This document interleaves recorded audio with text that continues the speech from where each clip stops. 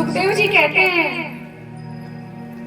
कि महाराज आप ऐसा गलत सोचते हैं। द्वादश महाभागवतों के विषय में अभी मैंने बताया, तो उस द्वादश महाभागवत जो है उनमें दो नाम किसके हैं? प्रहलाद का है और दूसरा नाम राजा बलि का है। ये दोनों जो है दैत्य कुल से हैं। एक तरफ हिरण्यकश्यप का उधर भगवान विदीर्ण कर रहे हैं और दूसरी ओर प्रहलाद को अपने हृदय से लगाए हुए हैं, अपने अंक में लिए हुए हैं। तो आप कैसे कह सकते हैं कि प्रभु समदर्शी नहीं है?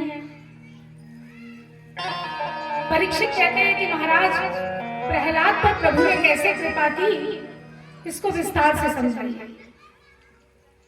सुखदेव जी महाराज प्रहलाद की कथा शुरू करते हैं। कहते हैं कि पृथ्वी का एक तरफ मुक्त करके पृथ्वी को, दूसरी ओर हिरण्याक्ष का उद्धार किया भगवान ने।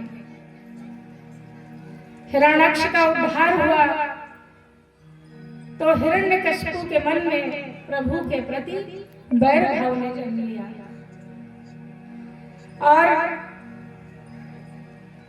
बैर की उस अग्नि में, क्रोध की उस अग्नि में वो मंदराचल पर्वत पर जाता है और तपस्या करने लगता है। ब्रह्मा जी की घनघोर तपस्या करता है। ऐसी तपस्या करता है कि पूरे शरीर में दीमक लग जाता है। ब्रह्मा जी प्रकट होते हैं। वरम रोयात वत्स वत्स वर मांग। हिरण्यकश्यप कहता है कि हे प्रभु, यदि आप मुझ पर प्रसन्न हैं तो मुझे अमर कर दीजिए, अमृत का वरदान दीजिए। ब्रह्मा जी ने क्या कहा कि हे हिरण्यकश्यप, अमर तो मैं भी नहीं हूं, तो फिर तुम्हें मैं अमरता कहां से प्रदान कर सकता हूं? कुछ और मांगो। हिरण्यकश्यप कहता है कि न मैं अंदर मरूं महाराज, न मैं बाहर मरूं, न ऊपर मरूं, न नीचे मरूं, न दिन में मरूं, न रात में मरूं, न किसी अस्त्र से मरूं, न किसी शस्त्र से मरूं, न ब्रह्मा मतलब आपकी बनाई हुई इस सृष्टि के किसी भी जीव के द्वारा मरूं, और 12 महीनों में किसी महीने में न मरूं, और मारने वाला न इंसान हो, न आदमी हो, न जानवर हो। ब्रह्मा जी ने कहा वत्स बस कर, कितने वरदान मांगेगा?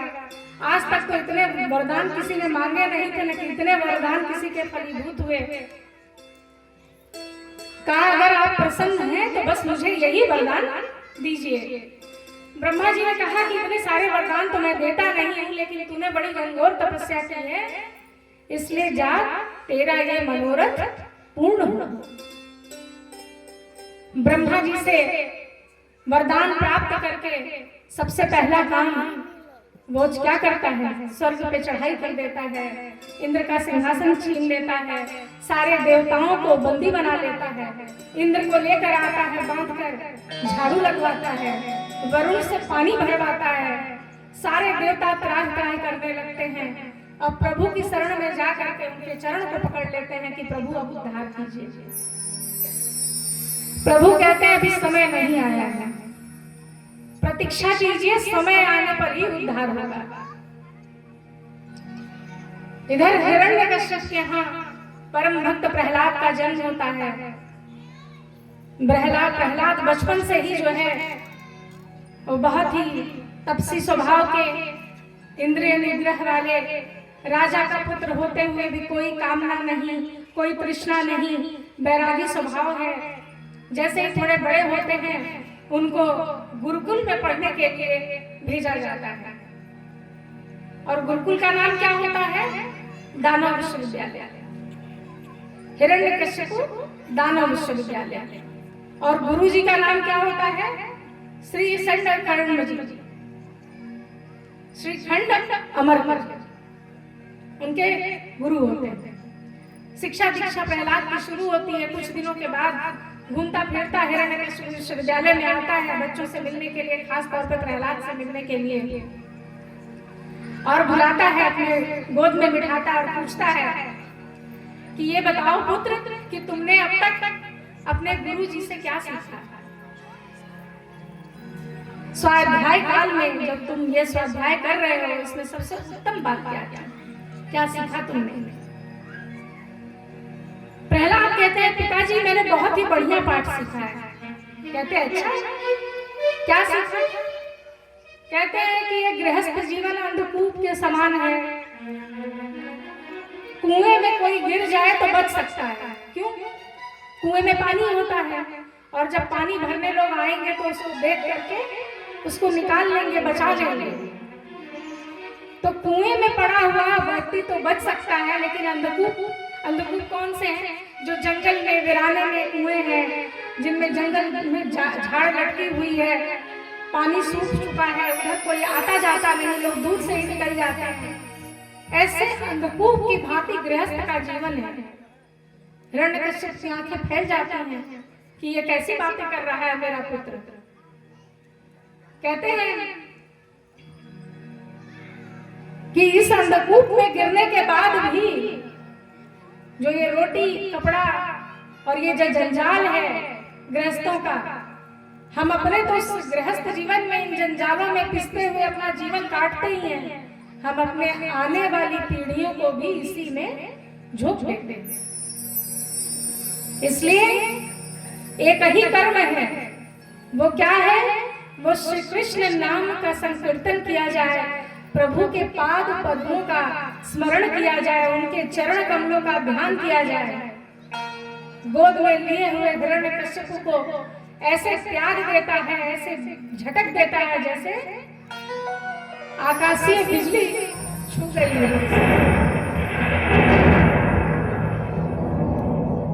खंडमर्क जी की गर्दन पे तलवार रख देता है, कहता है तुम विश्वासघात कर रहे हो, मेरे पुत्र को तुम यही शिक्षा दे रहे हो। कहते हैं प्रभु मैंने ऐसा कुछ भी नहीं किया है, मैंने ऐसी कोई शिक्षा नहीं दी है।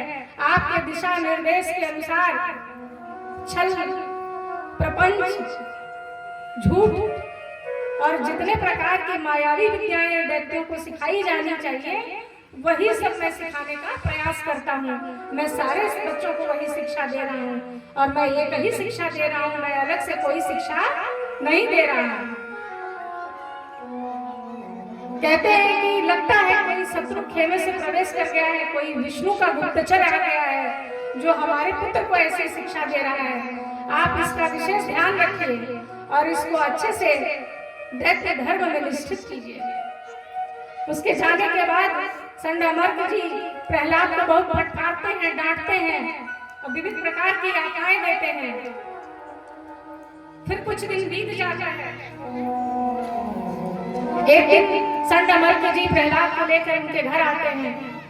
जब महल में आते हैं तो जो कयाधु है, माता कयाधु, वो प्रहलाद को ले जाती हैं, बढ़िया से स्नान ध्यान कराती हैं, नए वस्त्र अलंकारों से सुशोभित करती हैं और जब वो समलंकृत हो जाते हैं तो पिता से मिलने के लिए चल देते हैं।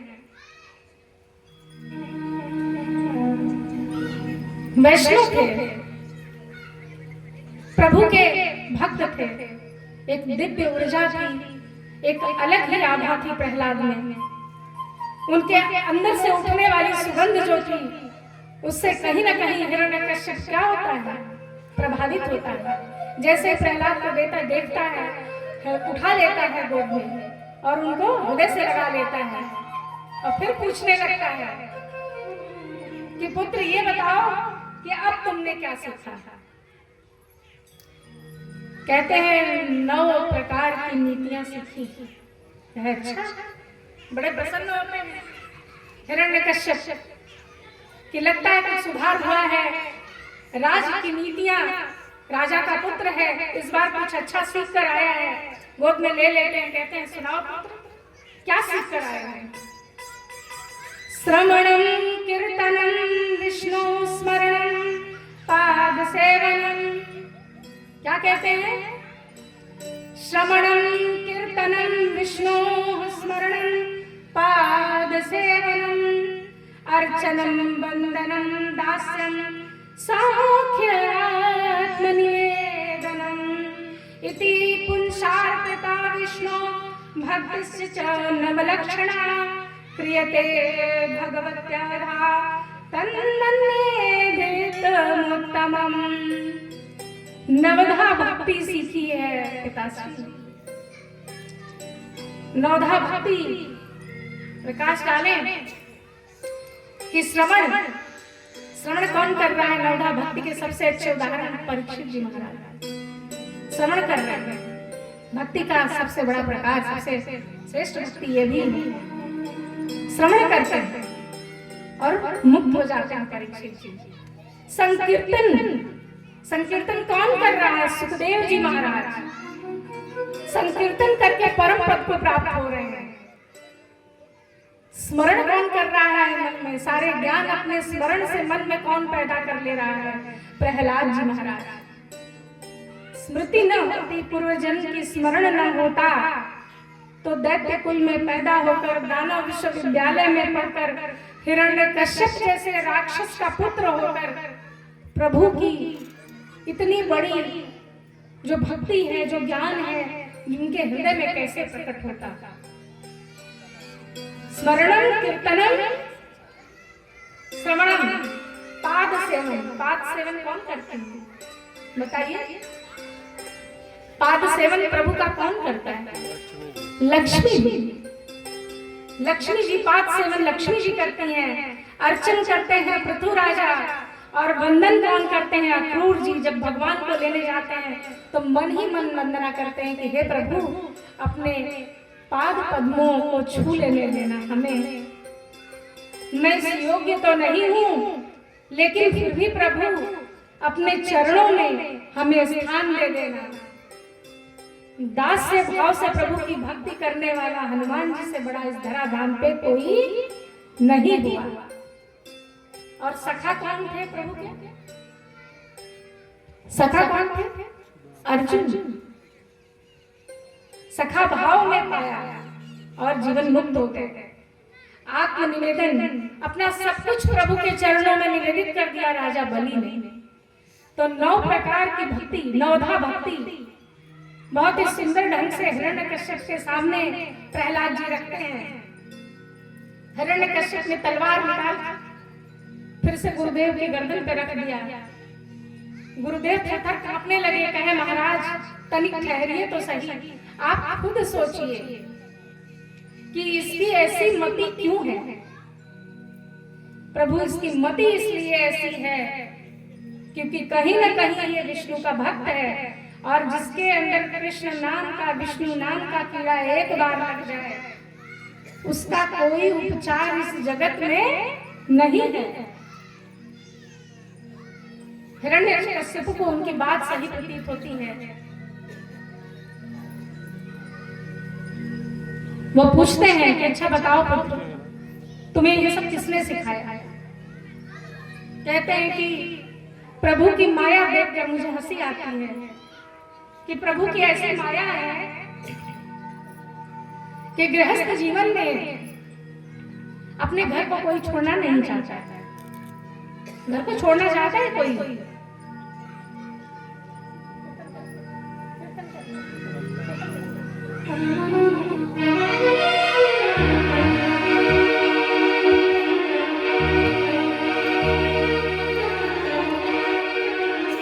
श्रीमन्नारायण नारायण नारायण, श्रीमन्नारायण नारायण नारायण, श्रीमन्नारायण नारायण नारायण, भजमन नारायण नारायण नारायण, भजमन नारायण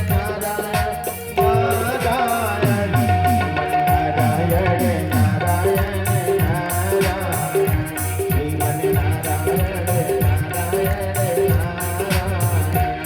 गोविंद नारायण नारायण नारायण, गोविंद नारायण नारायण नारायण, राधा नारायण नारायण नारायण, श्रीमन नारायण नारायण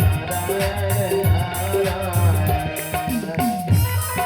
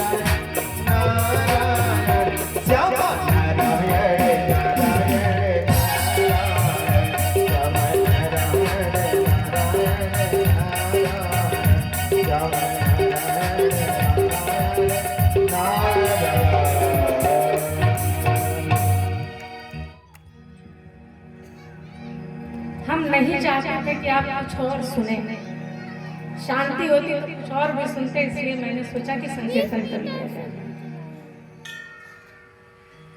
तो प्रहलाद कहते हैं, हिरण्यकश्यप को बुला के पूछता कि अच्छा बताओ पुत्र, तुमने ये सब कहां से सीखा, सच सच बताओ।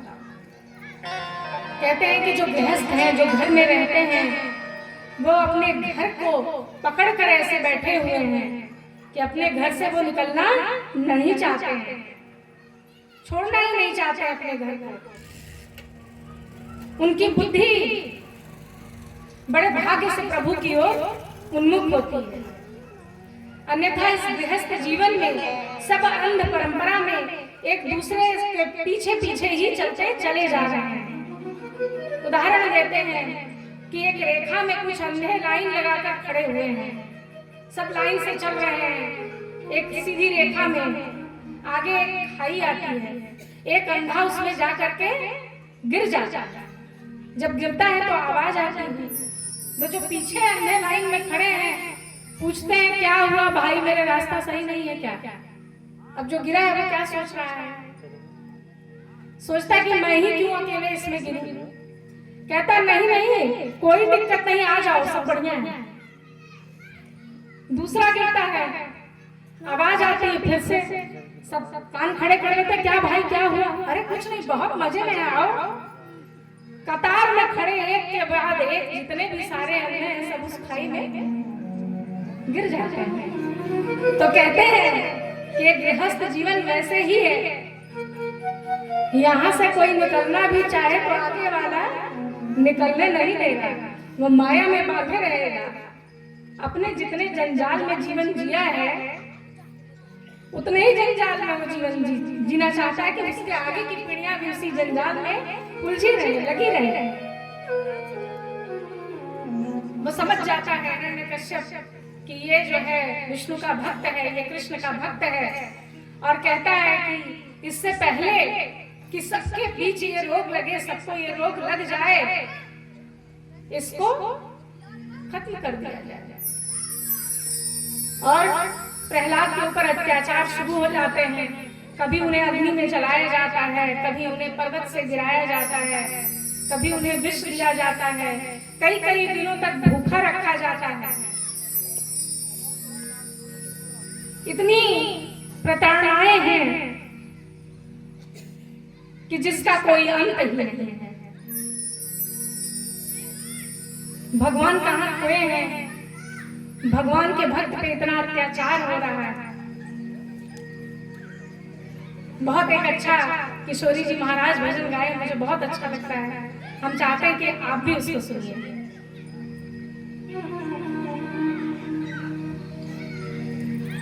कहवा भुलैया गिरे धारी, लेला सुदिया हमारी। कहवा भुलैया गिरे धारी, लेला सुदिया हमारी।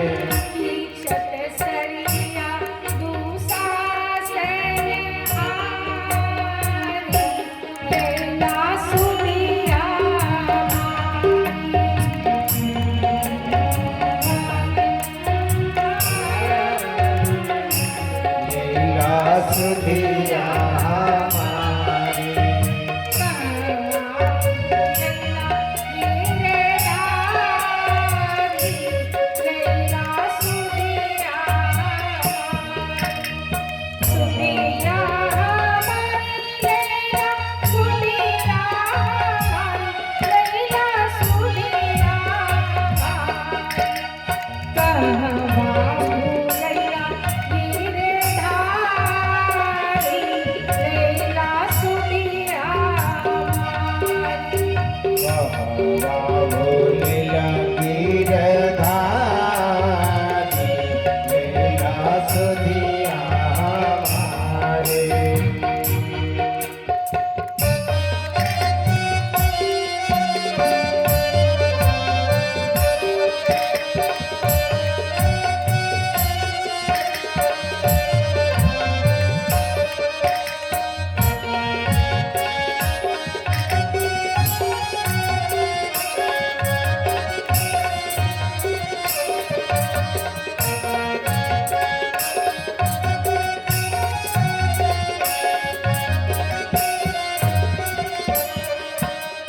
सबरी के बेर सुदामा के तंदूर, सबरी के बेर सुदामा के तंदूर।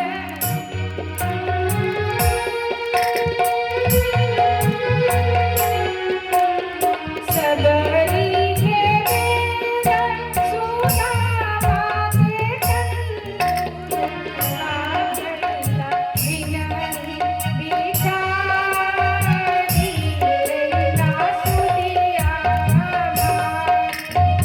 लैला बिनही बिचारी लैला सुदिया मारी। लीला गिरधारी लीला सुधिया हमारे। सुधिया हमारी लैला सुधिया हमारी लैला सुधिया हमारी। कहवा लीला गिरधारी लीला सुधिया हमारे। लीला गिरधारी लीला सुधिया हमारे।